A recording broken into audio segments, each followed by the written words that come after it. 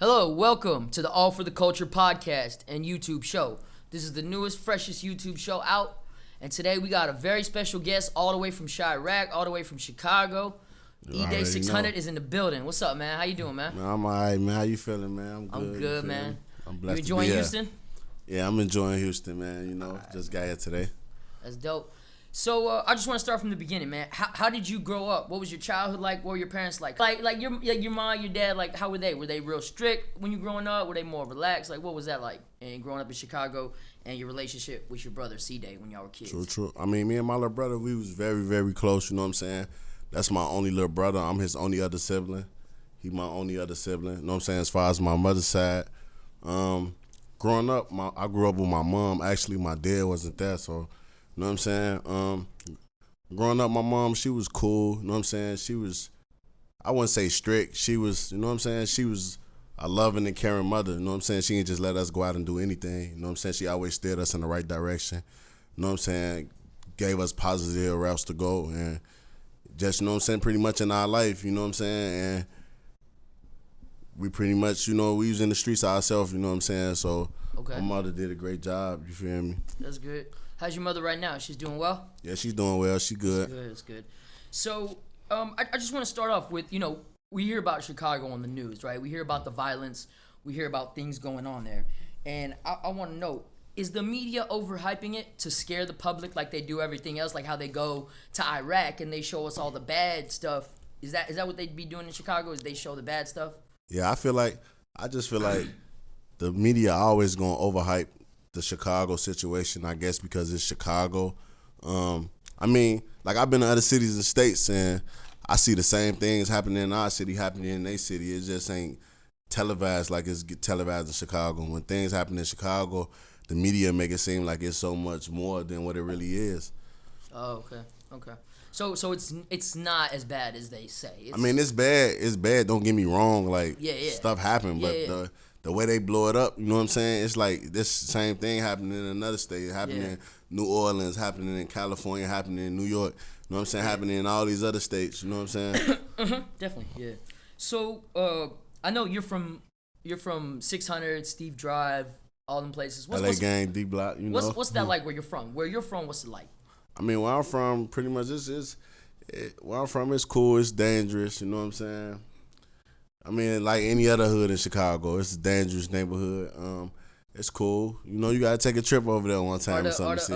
Are the people that are y'all's ops? Are they around y'all's neighborhood close by, or is it spread out? Like, I mean, how what I'm trying to understand is like how close are you to the people that are maybe trying to come after you and your people?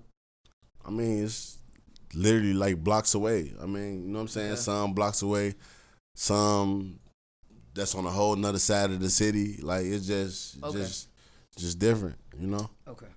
So I want to ask about, I know in Chicago they tore down a lot of projects. They tore down Cabrini Green and they tore down a lot of other stuff.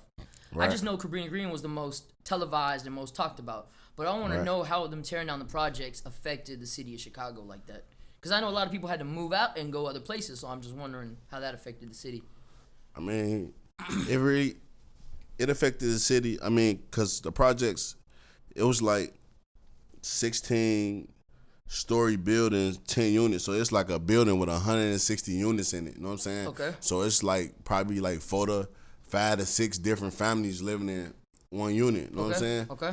So just imagine how many people that is, and everybody being from this certain project, everybody being a certain gang, being from a certain area, and they just, when they tear the projects down, now everybody got to move in different locations and spread out in all these neighborhoods that used to be, you know what I'm saying, so-called somewhat good, you know what I'm saying, a good area. Yeah. You know what I'm saying, all these people from the projects done moved in these neighborhoods and turned the neighborhoods out, and these neighborhoods not even really a good neighborhood anymore. Oh, wow. You know what I'm saying?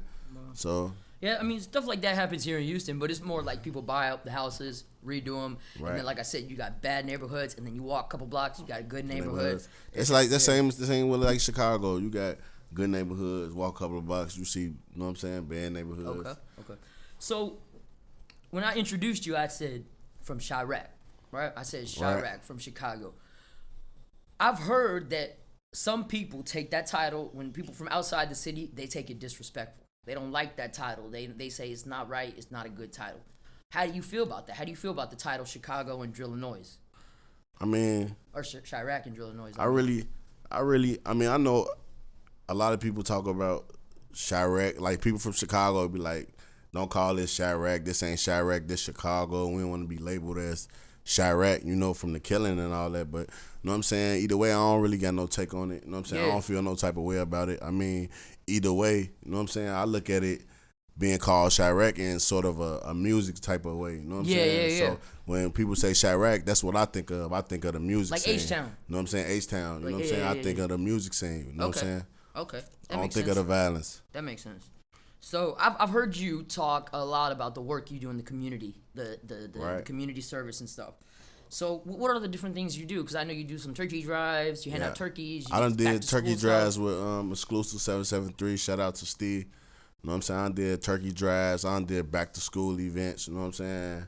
And I'm working on a back to school event with, you know what I'm saying, all for the culture. Yep, we're gonna go down to Chicago. I'm gonna bring the squad down there, and we're gonna do the back to school event. Yeah, let's get it. So what problems what programs do you think Chicago needs? Like, what does Chicago need to deter the kids from the life that you had to live? Kids coming up now. I mean, I wouldn't even say from the life I had to live. You know what I'm saying? Because the life that I live, y'all only know that life from my music sense. You know what I'm saying? Okay. Ooh, I didn't know actually that. went to school and, you know what I'm saying, I got Class A CDLs, you feel me? You know what I'm saying? But I was in the streets too at the same time. Me being in the streets, you know what I'm saying, I'm on the right page, on my grind, trying to get to it, you feel me? Yeah. So that's why you know your business. Like that's why you know what I'm saying? That's why I be tell on instantly, grind. you know? You know what I'm saying? Yeah. You feel me? I got a different mind state. You know what I'm saying? I'm in the streets. You know what I'm saying? Was in the streets doing whatever I was doing. You feel me? But at the same time, I had the right mind state.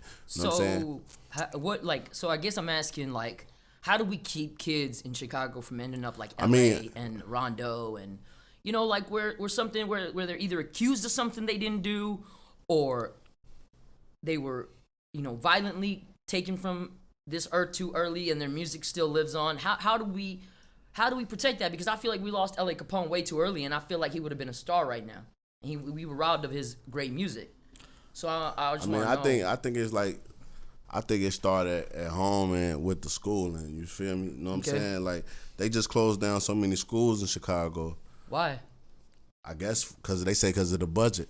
Oh, wow. You know what I'm saying? So that's why you see Chance the Rapper just gave $1 million to CPS schools. You know what I'm saying? Shout out to Chance the Rapper. They closed down so many schools saying because of the budget. You know what I'm saying? They building so many prisons and jails and all this shit to help lock the people up. They doing the opposite. They doing the opposite, and they ain't really helping the people. You feel me? Yeah.